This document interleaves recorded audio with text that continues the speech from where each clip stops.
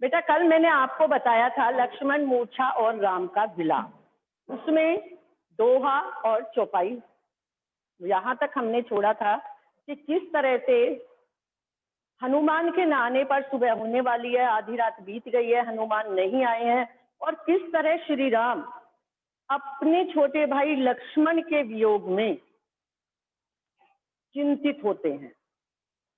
किस तरह चिंतित होते हैं, तरह तरह जो दूसरों को चिंता से मुक्त करने वाले हैं वो किस तरह तरह तरह से चिंता ग्रसित हो रहे हैं।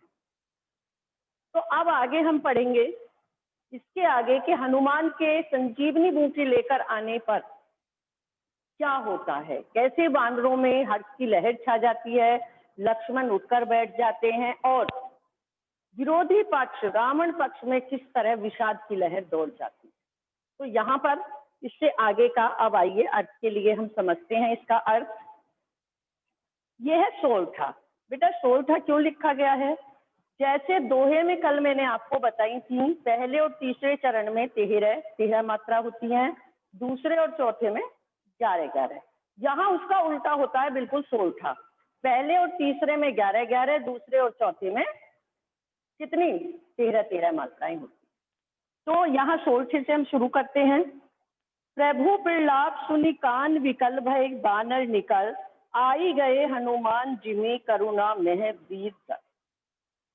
अब प्रभु प्रलाप सुनी, प्रभु श्री राम के प्रलाप को सुनकर, यहाँ विलाप नहीं कहा, प्रलाप। विलाप कहते हैं रोना और प्रलाप कहते हैं सुध बुध खोकर रोना।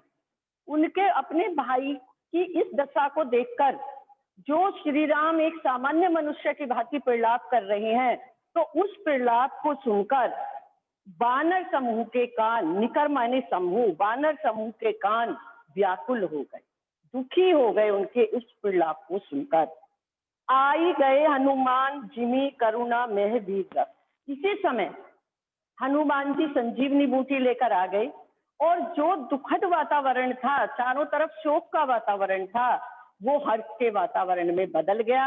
ऐसा लगा मानो करुण रस के बीच में वीर रस आ गया है। जिमि करुणा मह वीर रस, सब में उत्साह की भावना आ गई, मानो करुणा रस के बीच में वीर रस आ गया है। सब उत्साहित हो गए। पहले सब दुखी थे, करुणा से युक्त थे उनके प्रलाप को सुनकर, और जब हनुमान संजीवनी बूटी लेकर आ गए तो ऐसा लगा मानो करुणा रस के बीच में वीर रस आ गया है। सब में उत्साह की भावना छा गई।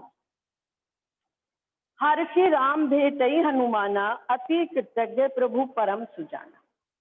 अब हनुमान के संजीवनी बूटी लेकर आने पर हर्षि माने प्रसन्न होकर, राम भेटई हनुमाना, प्रसन्न होकर राम ने हनुमान से भेंट की।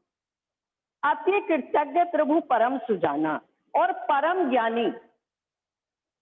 ज्ञानी श्री राम ने हनुमान के प्रति अपनी कृतज्ञता प्रकट की। कृतज्ञता किसे कहते हैं?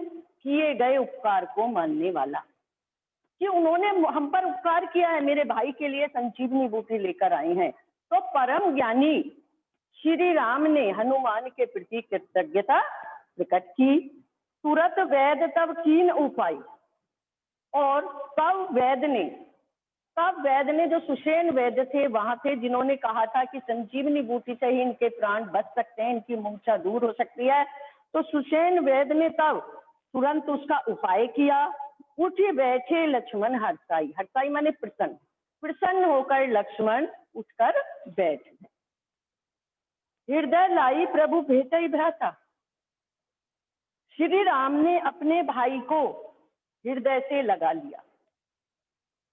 हर से सकल भालू कपि ब्राता, ब्राता माने समूह, और सभी भालू और बानरों का समूह प्रसन्न हो गया, सभी में प्रसन्नता। हर से माने प्रसन्न होगा, सभी प्रसन्न हो गए, सभी में प्रसन्नता छा गई। कपि पुनि वैद तहां पहुंचावा, जेहि विधि तबहि ताहि लई आवा।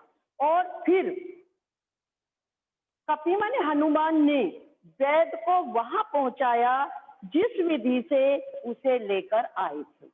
वैद को उपचार हो गया, लक्ष्मण की मूर्छा टूट गई, वो उठकर बैठ गए। तो हनुमान जैसे सुषेण वैद्य को जहां से लेकर आए थे उन्होंने उसी प्रकार उन्हें वहां पहुंचा दिया। उन्हें हनुमान सुषेण वैद्य को बहुत छोटा रूप धारण करके लाए थे, उसी तरह छोटा रूप धारण करके उन्होंने उसे वहां पहुंचा दिया। यह वृतांत दशानन सुना। जब इस वृतांत को दशानन ने रावण ने सुना कि लक्ष्मण की मूर्छा टूट गई है, वो बिल्कुल स्वस्थ हो गए हैं, अति विषाद पुनि पुनि सिर धाऊं। बहुत अधिक विषाद माने निराश होकर, दुखी होकर बार बार सिर धुनने लगा, पछताने लगा।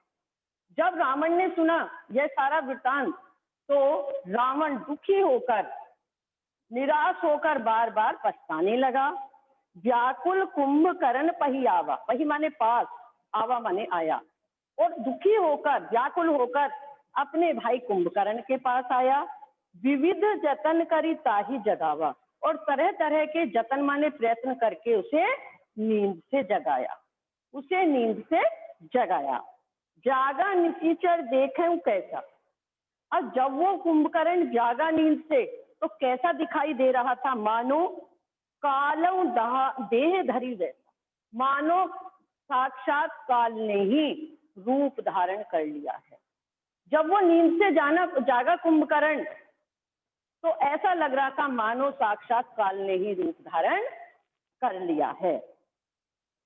कुंभकर्ण बूझा कहूँ भाई, कुंभकर्ण ने रावण को देखकर अपने भाई रावण से पूछा, काहे तब मुख रहे सुखाई, कि तुम्हारे मुख क्यों सूख रहे हैं। उसने ये नहीं कहा कि काहे तब मुख रहा सुखाई, एक मुख के लिए आता, लेकिन रावण के कितने थे, 10। तो उन्होंने कहा तुम्हारे मुख क्यों सूख रहे हैं, अर्थात तुम क्यों परेशान हो। कथा कही सब ही अभिमानी, तब उस अभिमानी रावण ने वो सारी कथा उसे सुना दी। यही प्रकार सीता हरियाणी, हर माने हरण करके लाया था, जिस जैसे वो सीता का हरण करके लाया था वो सारी कथा कुंभकर्ण को सुना दी। तात कपही सब निशिचर मारे, और क्या कहा रावण ने कुंभकर्ण से कि हे भाई, कपही माने बानरों ने, रामचंद्र की सेना के बानरों ने सभी राक्षसों को मार दिया है। महायोद्धा संहारे, महान से महान योद्धाओं का भी संहार कर दिया है। दुर्मुख, और कौन कौन से योद्धा, कैसे योद्धाओं का उन्होंने संहार कर दिया है। दुर्मुख सुररिपु मनुज आहारी, दुर्मुख देव शत्रु, सुररिपु माने देव शत्रु, मनुज आहारी, आहार जो मनुष्यों का आहार करते हैं, अर्थात मनुष्य भक्षक। भट माने महाबलशाली योद्धा, अतिकाय माने विशाल शरीरधारी, भारी भरकम शरीर वाले, अकंपन और अपर माने दूसरे, महोदर आदि वीर भी युद्ध भूमि में मरे पड़े हैं। महान महान योद्धाओं का वध कर दिया है। और कुछ योद्धाओं के जो महान योद्धा थे उनके बारे में बताया, कौन कौन से योद्धा। दुर्मुख, उनके नाम है ये, दुर्मुख, देवशत्रु, मनुष्यों का भक्षक करने वाले महान योद्धा, भारी भरकम शरीर वाले, अकंपन और दूसरे, महोदर आदि वीर भी युद्ध भूमि में मरे पड़े। अब दोहा आ गया, पहले सोल्टा था, फिर चौपाई आई, यहाँ से हर्षी राम भेटे हनुमाना, फिर दोहा आ गया। तो दोहे में सुनी 10 कंधर वचन तब कुंभकर्ण बिलखान।